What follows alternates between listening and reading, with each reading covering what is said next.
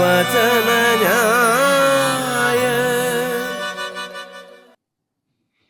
ഈശോ മിശിഹായ്ക്ക് സ്തുതിയായിരിക്കട്ടെ. ഈശോയിൽ എത്രയും സ്നേഹമുള്ളവരെ, ആഡ്വെന്റ് റീത്തിലെ രണ്ടാമത്തെ തിരി തെളിയിച്ചുകൊണ്ട് നമ്മൾ ആഗമന കാലത്തിലെ രണ്ടാമത്തെ ആഴ്ചയിലേക്ക് പ്രവേശിക്കുന്നു. ഈ തിരി കത്തിക്കുമ്പോൾ സമാധാനം എന്ന പുണ്യം നമ്മളിലൊക്കെ നിറയാൻ വേണ്ടി ആത്മാർത്ഥമായിട്ട് നമുക്ക് പ്രാർത്ഥിക്കാം. എങ്ങനെയാണ് സമാധാനം നമുക്ക് കിട്ടുക?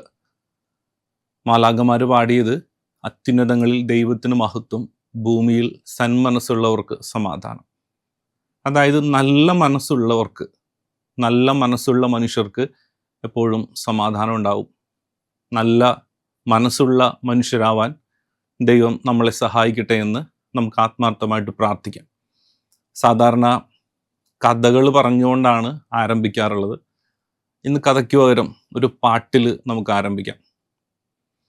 ആഴത്തിലെന്നോടൊന്നിടപെടണേ, ആത്മാവിലെന്നോടൊന്നിടപെടണേ, ആഴത്തിലെന്നോടൊന്നിടപെടണേ, ആത്മാവിലെന്നോടൊന്നിടപെടണേ. നമുക്ക് കേട്ട് പരിചയമുള്ളൊരു പാട്ടാണ്. ദൈവമേ, എൻ്റെ ആത്മാവിൻ്റെ ആഴങ്ങളിൽ നീ ഒന്ന് ഇടപെടണം. ദൈവം എൻ്റെ ആത്മാവിൻ്റെ ആഴങ്ങളിൽ ഇടപെട്ട് കഴിഞ്ഞാൽ ഞാനൊരു നല്ല മനുഷ്യനായിട്ട് മാറും. അതിന് ഒരു സംശയമില്ല. യോഹന്നാൻ നല്ല മനുഷ്യനാകാനായിട്ട് നമ്മളെ വിളിക്കാനായിട്ട് വരുന്നതാണ് സുവിശേഷം ഇന്ന് നമ്മളോട് സംസാരിക്കുന്നത്. വിശുദ്ധ മത്തായിയുടെ സുവിശേഷം 3-ാം അധ്യായം 1 മുതൽ 12 വരെയുള്ള തിരുവചന ഭാഗങ്ങളാണ് നമ്മളിന്ന് വായിച്ച് ധ്യാനിക്കുക. മരുഭൂമിയിൽ വിളിച്ചു പറയുന്ന ഒരു ശബ്ദം. മരുഭൂമിയിൽ വിളിച്ചു പറയുന്ന ഒരു മനുഷ്യൻ്റെ ശബ്ദം കേൾക്കാനായിട്ട് ഒരുപാട് പേര് മരുഭൂമിയിലേക്ക് പോകുന്നുണ്ട്. ചുറ്റുവട്ടം ഉള്ളവരല്ല അവരെക്കുറിച്ച് പറയുന്നത്. അവർ യൂദയ മുഴുവനിലും ജോർദാൻ്റെ ചുറ്റും ജെറുസലേമിലും ഉള്ളവരാണ്. അങ്ങനെ പലയിടങ്ങളിൽ നിന്ന് ഒരു മരുഭൂമിയെ ലക്ഷ്യമാക്കി ഒരു മനുഷ്യൻ്റെ വാക്ക് കേൾക്കാനായിട്ട് ആളുകൾ ഓടണമെങ്കിൽ ആ മനുഷ്യൻ എന്തുമാത്രം ഈ ജനങ്ങളെ സ്വാധീനിച്ചിരുന്നു എന്ന് നമ്മൾ ചിന്തിക്കേണ്ടതാണ്. അവിടെ അവർ ചെന്നപ്പോൾ വലിയ രാജകീയ പ്രൗഢിയുള്ള ഒരു മനുഷ്യനെയല്ല കണ്ടത്, ഒരു താപസൻ. ഒട്ടകത്തിൻ്റെ രോമം കൊണ്ടുള്ള ഒരു വസ്ത്രം. ആ മനുഷ്യൻ കഴിക്കുന്നത് വെട്ടുകിളികളെയും തേനുമാണ്.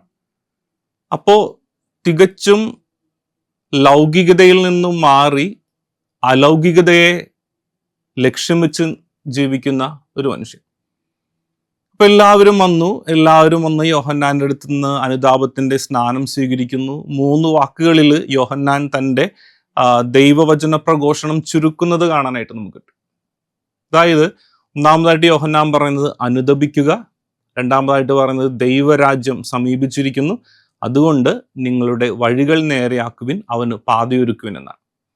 അപ്പോൾ നമ്മൾ അനുതപിക്കണം, നമ്മൾ പാതകൾ, നമ്മുടെ ജീവിത രീതികൾ നേരെയാക്കണം, കർത്താവിന് വഴിയൊരുക്കണം. എന്ത് സുന്ദരമായിട്ടാണ് യോഹന്നാൻ തൻ്റെ ആ ഒരു വചനപ്രഘോഷണം ക്രോഡീകരിക്കുന്നത്. പ്രിയപ്പെട്ടവരെ, നമ്മൾ അനുതപിച്ച് നമ്മുടെ പാതകൾ നേരെയാക്കി നമ്മുടെ ജീവിതം ക്രിസ്തുവിൻ്റെ ജീവിതമാക്കി മാറ്റുമ്പോൾ പൊട്ടും പൊടിയും ഒട്ടലുമില്ലാത്ത ജീവിതങ്ങളായിട്ട് മാറാനായിട്ട് നമുക്ക് സാധിക്കും. അങ്ങനെ എല്ലാവരും യോഹന്നാൻ്റെ അടുത്തേക്ക് ഇങ്ങനെ ഓടി വരുന്നു, എല്ലാവരും സ്നാനം സ്വീകരിക്കുന്നു. ഇത് കണ്ട് ഫരിസേയരും സദുക്കായരും വന്നു. സമൂഹത്തിൽ ഇച്ചിരി ഉയർന്ന നിലയിലുള്ളവരാണ് ഈ ഫരിസേയരും സദുക്കായരും. അപ്പോൾ അവർ വന്നു കഴിഞ്ഞപ്പോൾ യോഹന്നാൻ അവർക്കൊരു പ്രഥമ സ്ഥാനം കൊടുക്കണില്ല. എല്ലാവരും മാറി നിന്നെ, അവർ വന്ന് ആദ്യം സ്നാനം സ്വീകരിക്കട്ടെ, അങ്ങനെയൊന്നും യോഹന്നാൻ പറയുന്നില്ല. പക്ഷെ അവരെക്കുറിച്ച് വളരെ വ്യക്തമായിട്ട് യോഹന്നാൻ പറയുന്നത് എങ്ങനെയാണ്? അണലിസന്ധ്യതികളെ, നിങ്ങളെ ആസന്നമായ ക്രോധത്തിൽ നിന്ന് ഓടിയകലാൻ നിങ്ങൾക്ക് മുന്നറിയിപ്പ് നൽകിയത് ആരാണ്? അതുകൊണ്ട് വെറും സ്നാനത്തിൽ നിങ്ങളുടെ കർമ്മങ്ങൾ ഒതുക്കാണ്ട് നിങ്ങൾ അനുതാപത്തിന് യോജിച്ച വിധം ഫലം പുറപ്പെടുവിക്കുക. അപ്പൊ എന്തിനു വേണ്ടിയിട്ടാണ് സദുക്കായരും ഈ ഫരിസേയരും യോഹന്നാൻ്റെ അടുത്തേക്ക് വന്നത്? അത് മറ്റൊന്നിനു വേണ്ടിയിട്ടല്ല, മറ്റുള്ളവരെ കാണിക്കാൻ വേണ്ടി മാത്രമാണ്. അതായത് ഫരിസേരും സദുക്കാരും ഇങ്ങനെ വിചാരിക്കുകയാണ്, ജനങ്ങൾ മുഴുവനും യൂദയായിലുള്ളവരുണ്ട്, ജെറുസലേമിലുള്ളവരുണ്ട്, അങ്ങനെ എല്ലാവരും ഓടിപ്പോകുന്നു. ഇനി ഞങ്ങൾ പോയില്ലെങ്കിൽ ആൾക്കാരെന്ത് വിചാരിക്കും? ഒരുപക്ഷെ നമ്മുടെ ചിന്തകളും ഈ നോമ്പ് കാലത്ത് ഇങ്ങനെ പോവാം. എല്ലാവരും നോമ്പെടുക്കുന്നു, എല്ലാവരും പ്രാർത്ഥിക്കുന്നു, ഇനി ഞാൻ നോമ്പെടുത്തില്ലെങ്കിൽ മറ്റുള്ളവർ എന്ത് വിചാരിക്കും? ഞാൻ ഈ ക്രിസ്മസ് ആഘോഷിച്ചില്ലെങ്കിൽ മറ്റുള്ളവർ എന്ത് വിചാരിക്കും? അതുകൊണ്ട് മറ്റുള്ളവർക്ക് വേണ്ടി ഞാനും പോകുന്നു, ഞാനും ചെയ്യുന്നു. നല്ല മനുഷ്യനാവാനായിട്ട് പറ്റില്ല എന്ന് സുവിശേഷം പറയാം. പ്രിയപ്പെട്ടവരെ, അതുകൊണ്ടാണ് യോഹന്നാൻ പറയുന്നത്, ആസന്നമാകുന്ന ദൈവകോപത്തിൽ നിന്നും ഓടിയകലാൻ നിങ്ങൾക്ക് ആരാ മുന്നറിയിപ്പ് നൽകിയത്? അങ്ങനെ മറ്റുള്ളവർ കാണിക്കുന്നത് കണ്ട് നിങ്ങൾ കാണിക്കേണ്ട. നിങ്ങൾ കാണിക്കേണ്ടത്, നിങ്ങൾ ചെയ്യേണ്ടത് ഒന്ന് മാത്രമാണ്, നിങ്ങൾ അനുതാപത്തിന് ചേർന്ന വിധം ഫലം പുറപ്പെടുവിക്കുക. അതായത് ഒരു ഒട്ടലും ഇല്ലാത്ത രീതിയിൽ ജീവിക്കണം. ഞാൻ ഈ 2 വാക്ക് പറയാൻ കാരണം, പുൽക്കൂടൊക്കെ ഒരുക്കുന്ന സമയം എനിക്ക് തോന്നുന്നു എൻ്റെ ജീവിതത്തിൽ ഞാൻ 2 പ്രാവശ്യം പുൽക്കൂട് ഒറ്റയ്ക്ക് ഉണ്ടാക്കിയിട്ടുണ്ട്. ഒരെണ്ണം ഞാൻ ബ്രദറായിരുന്ന സമയത്താണ്, അച്ഛനാനായിട്ട് പഠിക്കുന്ന സമയത്ത്, റീജൻസി ചെയ്യുന്ന സമയത്ത്. ആശ്രമത്തിൽ പ്രായമായ വൈദികരായിരുന്നു എല്ലാവരും. അപ്പോൾ അവിടെ ചെന്നപ്പോൾ ഒറ്റയ്ക്ക് പുൽക്കൂട് ഉണ്ടാക്കേണ്ട ഒരു ക്രിസ്മസ് ആഘോഷമായിരുന്നു അത്. രണ്ടാമതായിട്ട് കഴിഞ്ഞ വർഷമാണ് ഒറ്റയ്ക്കൊരു പുൽക്കൂട് ഉണ്ടാക്കുന്നത്. ആ പുൽക്കൂടിനെ കുറിച്ച് ചിന്തിക്കുമ്പോൾ ഏറ്റവും ഭംഗിയുള്ളൊരു പുൽക്കൂടായിരുന്നു അതെന്ന് എനിക്ക് എൻ്റെ ജീവിതം കൊണ്ട് പറയാൻ പറ്റും. കാരണം ഒറ്റയ്ക്കൊരു പുൽക്കൂട് ഉണ്ടാക്കുക, അല്പസമയം അതിനെക്കുറിച്ച് ധ്യാനിക്കുക, കുറേ നേരം അതിനെ നോക്കി നിൽക്കുക, എനിക്ക് വരുത്തേണ്ട മാറ്റങ്ങൾ വരുത്താം. ഏറ്റവും ഭംഗിയുള്ള പുൽക്കൂടെന്ന് പറയാനായിട്ട് കാരണം അതെൻ്റെ സ്വന്തമാണ്, എൻ്റെ പുൽക്കൂടെന്ന് വിളിക്കാൻ പറ്റുന്ന ഒരു പുൽക്കൂടായിരുന്നു അത്. അങ്ങനെ ആ ക്രിസ്മസ് കഴിഞ്ഞു. പുൽക്കൂട്ടിൽ വയ്ക്കുന്ന രൂപങ്ങളുണ്ട്, എല്ലാം പൊതിഞ്ഞ് ഭദ്രമാക്കി ബർത്തിൽ കയറ്റി വെച്ചു. ഇന്നലെ അടുത്ത ക്രിസ്മസാണ്. ക്രിസ്മസിന് വേണ്ടി വീണ്ടും പുൽക്കൂട് ഒരുക്കണം. ഈ പൊതിഞ്ഞ് പെട്ടിയിലാക്കി വെച്ച ക്രിബ് സെറ്റ് താഴത്തേക്ക് ഇറക്കി. അപ്പോൾ 1 വർഷമായിട്ട് ഈ പെട്ടിക്കകത്ത് ഇരുന്നിങ്ങനെ വീർപ്പ് മുട്ടുന്ന ആട്ടിൻകുട്ടന്മാരുണ്ട്. ഒരുത്തൻ പെട്ടെന്ന് താഴത്തേക്ക് ചാടി. വെറുതെ പറഞ്ഞാണ്, എൻ്റെ അശ്രദ്ധ കൊണ്ട് താഴത്തേക്ക് വീണു, പൊട്ടിപ്പോയി. ഞാൻ കൊണ്ടുവന്നിട്ടുണ്ട്. തല മാറിപ്പോയി, തല പൊട്ടിപ്പോയി, അടർന്നുപോയി.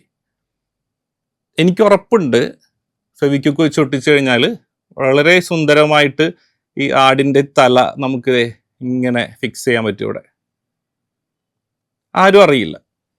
നിങ്ങളിപ്പോൾ സ്ക്രീനിൽ കാണുമ്പോൾ ഇവിടെയുള്ളൊരു പൊട്ടുപാട് കാണുന്നുണ്ടാവില്ല.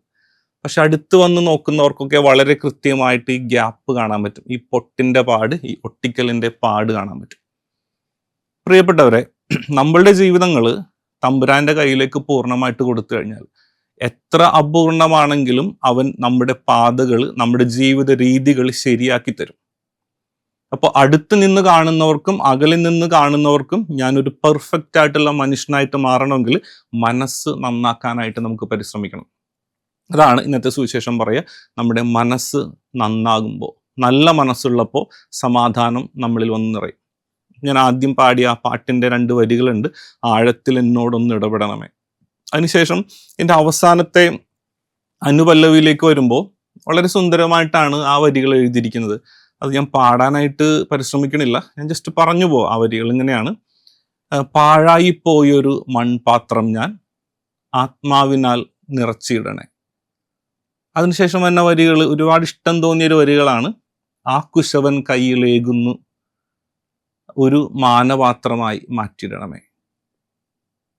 പാനപാത്രം എന്ന വാക്ക് കേട്ടിട്ടുണ്ട്, പക്ഷെ ഇതിൽ ഈ പാട്ട് എഴുതിയ ആൾ എഴുതിയിരിക്കുന്നത് ഒരു മാനപാത്രമാക്കി മാറ്റണം എന്നാണ്.